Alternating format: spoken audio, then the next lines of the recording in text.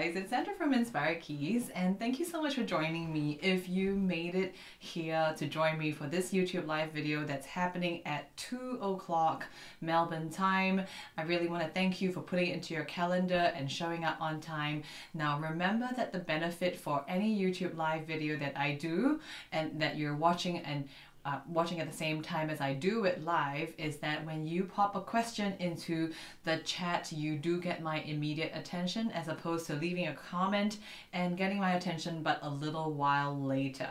So if you're watching this wherever you are, live or on a replay, I really want to welcome you. Today's topic is a continuation of yesterday's topic, which is about 10 tips for riffs, licks, and interjections as a space filler. So if you didn't watch yesterday's video, that's okay. You can always watch the replay. But once again, today's video is all about what to do in between. Instead of just playing the usual chords, you've run out of ideas, you don't know what to do, there are awkward silences to fill, and you're like, what do I do now? Yep, if it's all kind of strange to you, well, this is the video to watch. I'm just giving out some really practical tips that you can use and just copy the gestures I do and try it in your playing.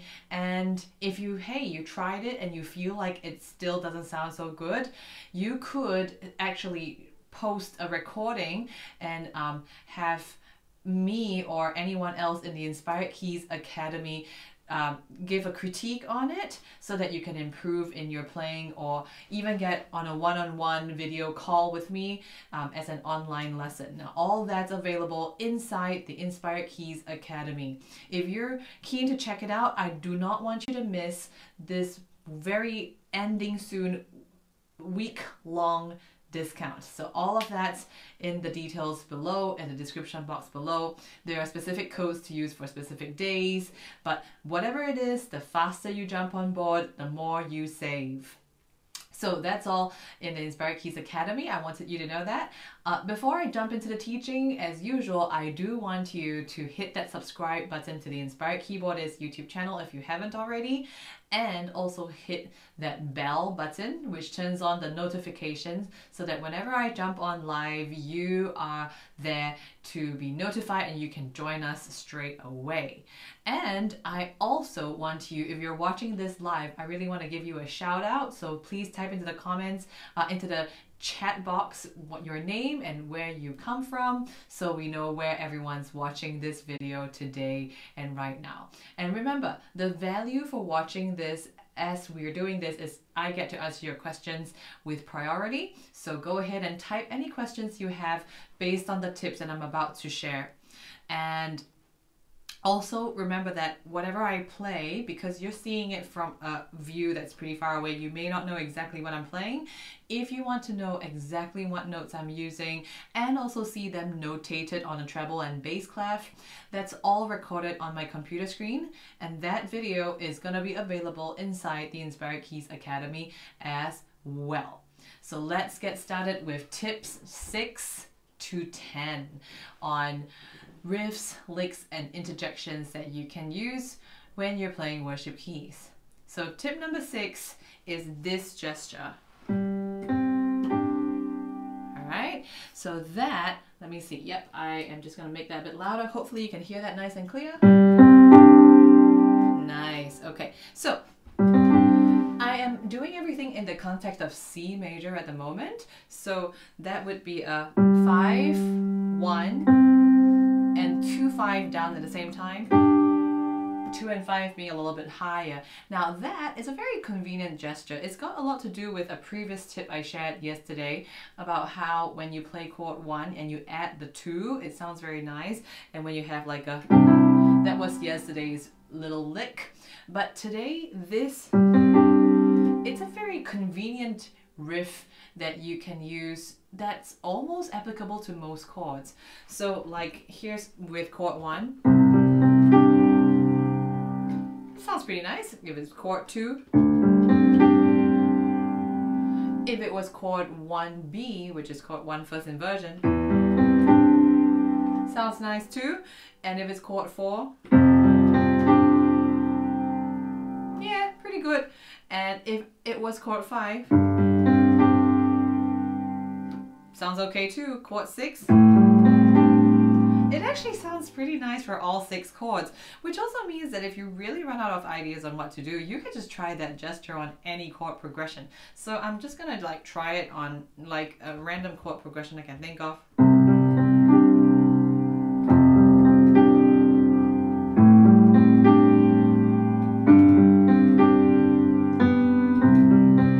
Now if you notice that I did a little bit extra on that chord 5, I had a da-dum because that would be a resolution to dum-dum. So if it was chord 5, right? Every single time you use chord 5, I recommend doing a 4-3 suspension. And here in this gesture, that's the 4. And I will recommend the 4 going down a step to the 3, which is a resolution, which is why you hear resolution and on to the next chord, which is chord C. So I hope you find this useful. Tip 6 is very universal. It's a very easy little riff that you can use for, I think, almost every chord progression. Now for everything that I recommend, remember to use it sparingly, or use your ears and use your own discretion on how much to use it, because you can have too much of a good thing. So even though that's a nice little gesture, you don't want to overuse it. If you hear that all the time repeated in a song, it's also going to get stale. So you might want to try and deviate from that, but that's a good starting point to use. So tip number 6, if you're watching this, remember to type any comments. Maybe you're like, hey, cool, I tried it, it sounds good on your keyboard right now.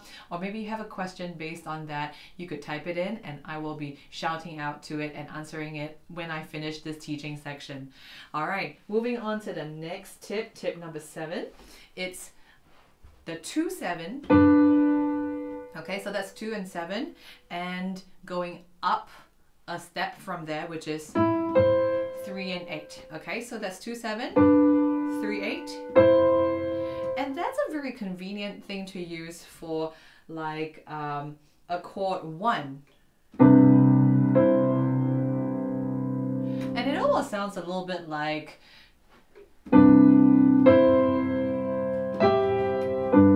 which is the forever intro riff, but it's also a very universal one for chord 1. So like if I don't know what to do for chord 1 and I have like a chord 1 going like a,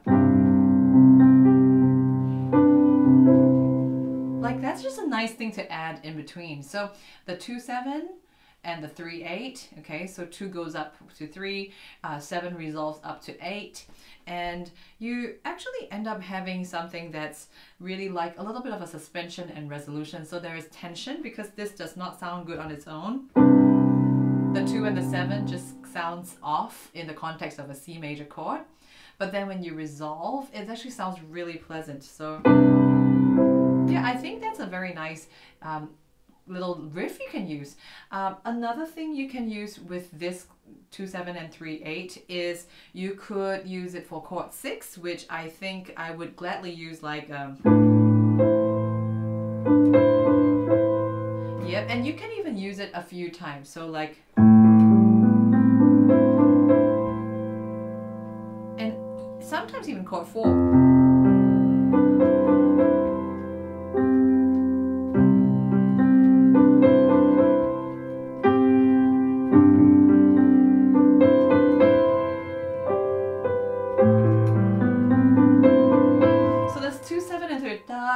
It just sounds really good. It's another very useful and universal one to have, I think. So that's something to keep into your little riff library. Moving on to tip number 8. So tip number 8 is very much like tip number 7, but you actually need to come back down to the 2 and the 7 because this is something you can use for chord 5. So if I were to just have, right? But if I was to have chord 5 in the bass,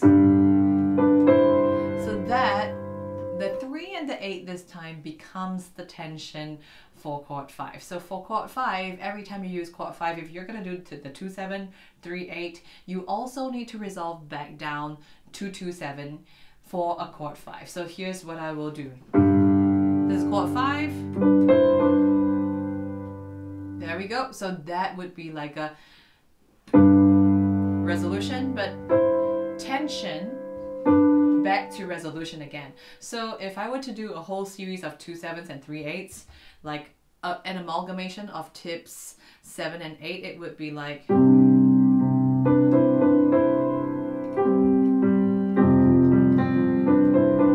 let's go 4, and here's chord 5. So I have to resolve back down to da in order for it to sound good with chord 5. So for tip number 8, it would be the 2 7 3 8 and back to the 2 7 again. So you can give that a try if you've never tried it before. Now these were all things that I did in a video in Broken Vessel. So if you're interested to see how I use gestures like this, I'm going to give you in the description box below the Broken Vessels time code where I use these gestures as well. And I also want to thank Inspired Keys Academy Rachel, because she's the one who asked me exactly what it was I did, and then I did an analysis on how I played it, and then I realized, oh cool, I was actually using these riffs, but I didn't even realize I was. Okay, here we go on to tip number 9. Now, tip number 9 is also something to use on chord 5. So when you have chord 5, you could just go straight into, but one of the things I told you that I think you can try is a 4-3 suspension, which would be a, right, so da-dum, so that would be the 4, resolving down to the 3. What I want you guys to try is to have a nice extended resolution, suspension, so you have something that sounds like, so that's a very nice kind of thing to do, like you sneak it in a certain chord progression. So like,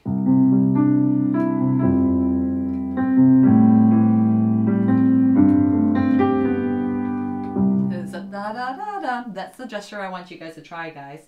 So what it is a 6 and a 1 and a 5. And then you have so these are all the suspension notes, like these are all not the chords of chord 5, right? Well, except the G on top, but really you have a 6 and a 1. So it's actually like a, right? But to make things a little bit more interesting, I added a 5 on top, so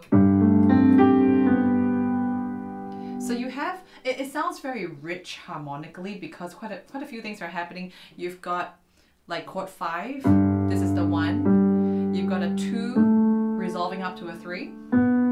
So that alone sounds great. But then you have a 4, 1, 2, 3, 4. You have a 4 resolving down to the 3 as well. So you've got a 2 going up to 3, you've got a 4 going down to 3. So by combining both, I'm playing the 2, the 4, going to 3. So you end up having, yeah, so it's just a very harmonically rich thing you can do. So I think I was doing Broken Vessels. Da, da, da, da.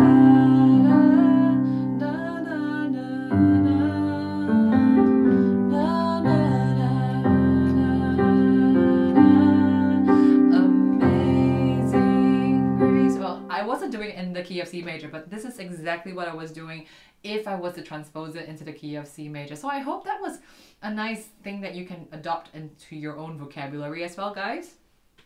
So that's tip number 9. Now tip number 10 comes from one of my music theory books from when I was a kid, and it's another one of the harmonic decorations that you can use. It's called subsidiary harmony notes. So when you have subsidiary harmony notes, it basically means notes that are within the chord, but they're not necessarily playing, you don't have to play them in a certain order. You can just play them sort of like in any order you wish. So for example, I am on chord C. So normally a chord C would be like a C, E, and G chord, right? C, E, and G notes. So if you want to decorate something, you don't know what to do, you don't know what riffs or licks to use, you could try and use any combination of the three notes. So C, E, G, so maybe something like... So what I just did was like a... So these are really just G, E, C, and G. I just kind of came up with that idea based on the notes that are from the chord. And you'll be very safe, guys, because it's definitely going to sound good. What sounds good is when you have the notes that match the harmony. So if the harmony has notes C, E, G, and you have notes that are C, E, or G in any order on the right hand, it's typically going to sound pretty nice. So maybe another example. You know, something like that. Like that was just C, C, and a G, and that sounds good because C and G match the chord of C, E, and G. There's no non-harmony note to cause any harmonic clash, which therefore makes it easy to play and easy to fit in. So those are called subsidiary harmony notes. The problem with that, guys, is that it can get a little bit clunky because when you have notes that fit the chord, even though they're very safe, they do get boring. So that's why you might want to combine this with a tip from the last video, which is passing notes, where you have occasional notes that are non-harmony, so they don't match the original chord, but because they bridge between two notes that are a distance apart, they make the music sound a little bit smoother. So maybe I will do like, instead of... Maybe I'll do...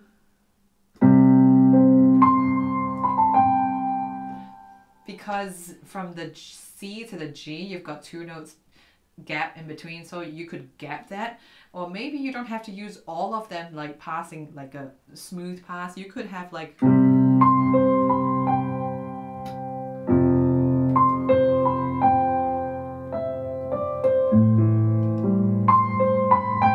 So that's like a da-da-da-da, where I kind of added one passing note but not the other, so it doesn't pass smoothly like a scalic figure. So that's another option you can try. So subsidiary harmony notes, guys, I actually came up with tip number 11, so I want to give you one bonus tip right here. Tip number 11 is to apply everlasting 1 and 5. So you can add a 1, you can add a 5, or you can add both. At any time you create a little riff, and that's also going to make your playing sound nice. So maybe you have like a... right, like a 2-3 on the right hand, and maybe that sounds boring to you. Well, you could decorate it a little bit using 5, so you can play the 5 together with the 2 and the 3, so it will not sound like, but it sounds like. But the thing is, you don't just want to do it that one time. You could actually just play that 5 right there a few times for the entire section. Maybe something like.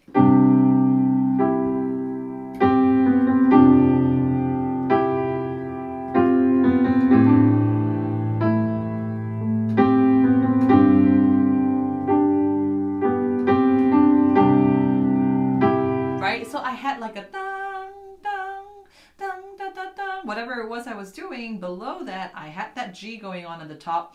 And actually in music theory, we call that pedal. Now pedal, typically you would associate with the foot pedal, a car's foot pedal, keyboard foot pedal, but in this case it's a pedal that's like a compositional pedal where you have one note that sounds throughout an entire section, and it's that same note all the time. And if you want to go more technical, because it's a G, it's a dominant pedal, and if you used a 1 or a C in the context of C major, it's a tonic pedal.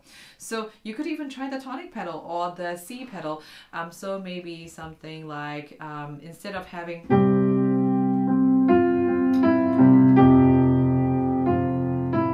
that's kind of boring, you can add a little C on the top, like.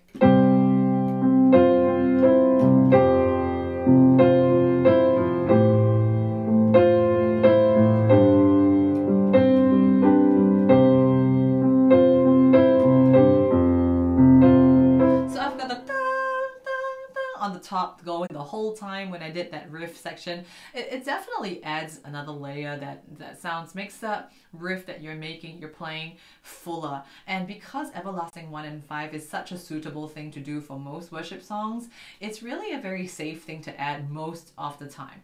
You do want to check that every time you're playing chord 5, the C, which is the 1, will resolve down one step to the 7, and you'll probably sound great most of the time.